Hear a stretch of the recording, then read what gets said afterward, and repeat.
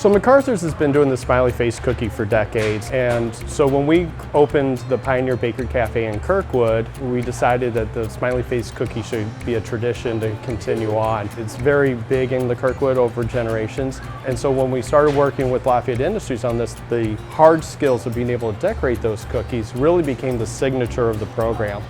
So the STEPUP program is a competitive employment training program for young adults with disabilities. Anyone who has the desire and the ability to work full-time a competitive job can apply for a program. They can learn soft skills, which everyone needs, whether they have a disability or not. Everybody needs soft skills of being employed. We all know Schnucks is known for hiring adults with disabilities, so it's an awesome collaboration. It provides employment for our graduates and our second-year participants in our program to be currently full-time employed. And it gives us another opportunity to continue their training skills within the program and also working competitively. The program helped me learn to succeed in life and to help me keep a job. It also helped me with the job skills that I can use to help me with later in life.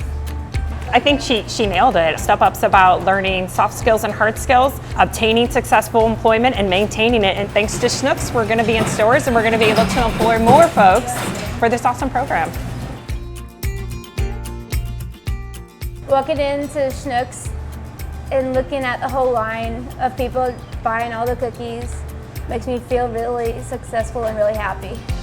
Schnucks has been so supportive in St. Louis, especially during the pandemic, about supporting local. And then all of a sudden, through the publicity of the Smiley Face cookies, it was like an aha moment for me. What a great product that we could do to help grow our program as well as support local.